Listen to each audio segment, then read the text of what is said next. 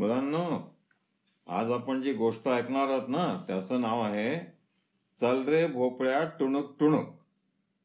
एकदा एक म्हातारी जंगलाच्या टोकाला राहत असे. झोपडीमध्ये एकटी राहायची. तिची एक लेक होती. लेक म्हणजे मुलगी. मुलगी तिच्याजवळ राहायची का? नाही. मुलगी ते जे रान होतं ना, जंगल, त्याच्या दुसऱ्या टोकाला राहायची. तर जर म्हातारीला आपल्या लेकीला भेटायला जायचं असेल तर तिला त्या जंगलातनं जावं लागायचं. आणि जंगलात तऱ्हेतऱ्हेचे प्राणी होते.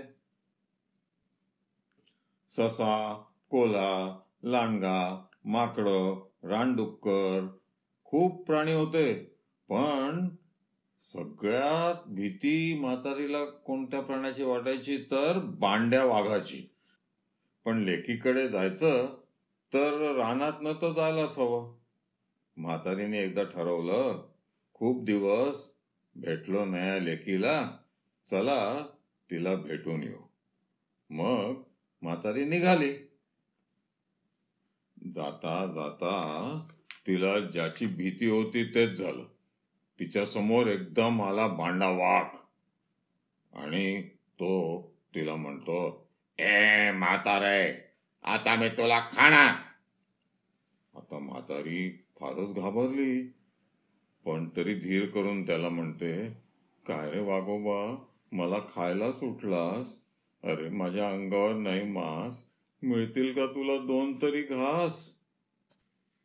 तशी वाघोबा म्हणतो, अगं म्हातारे, मला लागली आहे भूक खूप. तुझ्या मांसाचं पिईन मी सूप. तुझ्या हाडांचा करीन चुरा आणि त्याचा खाईन मी शिरा.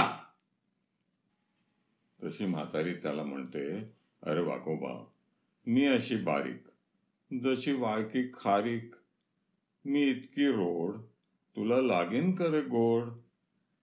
तशी वाघोबा विचार करतो की ही म्हणते ते बरोबर आहे.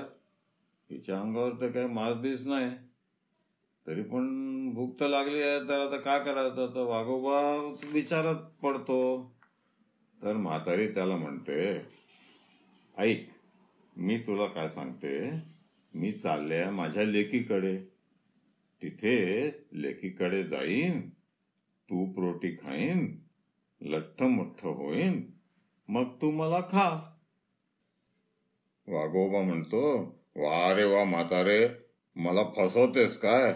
अगं तू गेलीस की परत येशीलच काय माहित, आणि तू परत येताना मला दिशीलच कसं माहित? तर म्हातारी त्याला म्हणते, अरे वाघोबा, माझ्या लेकीकडे मी किती दिवस राहणार? 1-2 महिने राहीन आणि परत येईन. आणि आता इकडनंच परत येणार ना, एकच रस्ता आहे इथे, मी पळून जाणार कुठे? माझ्यावर ठेव विश्वास, तुला मी खायला मिळेन खास. तशी वाघोबा म्हणतो, ठीक आहे, तू जा, मी वाट पाहतो तुझी, चांगले लठ्ठमोठ होऊन ये. तशी म्हातारी सटकन तिकडून निघाली. लवकर लवकर चालत चालत लेकीच्या घरी जाऊन पोहोचली. आईला पाहून लेकीला खूपच आनंद झाला. ती म्हणाली, अगं आई, किती दिवसांनी आलीस, ये.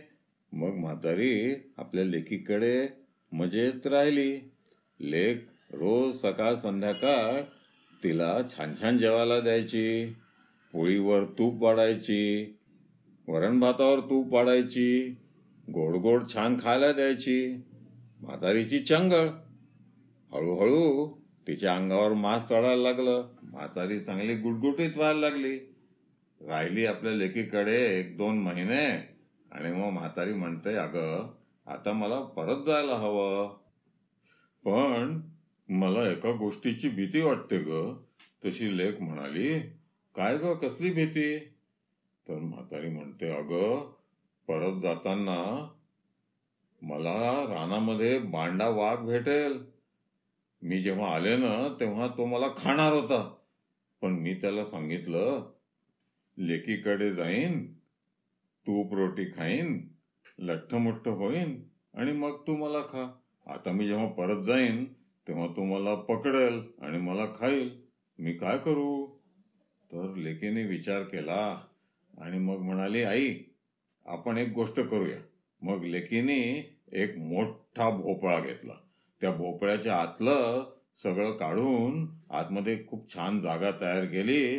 त्याच्या आतमध्ये छान गादी बिदी घालून मऊ मऊ केलं आणि म्हातारीला म्हणाली, तू असं कर की तू ह्या भोपळ्यात बस आणि म्हण, चल रे भोपळ्या टुणूक टुणूक. म्हणजे तो भोपळा पुढे पुढे चालायला लागेल आणि रस्त्यावरनं गोल गोल फिरत तो रानाच्या पलीकडे जाऊन तुझ्या घरापर्यंत जाईल. तू आतमध्ये बसलेली आहेस, कोणाला कळणारच नाही. मग वाघोबा तुला कसा खाईल? म्हातारीलाही ती युक्ती फार आवडली. तर मग तिच्या मुलीने तसा भोपळा तयार केला. म्हातारी निघाली, पण त्याच्या आधी तिने मुलीकडनं थोडंसं तिखट मागून घेतलं आणि एका पुडीत बांधून घेतलं.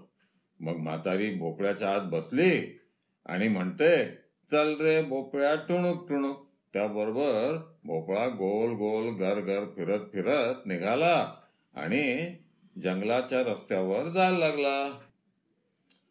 रस्त्यात बसलेला होता बांडा वाघ.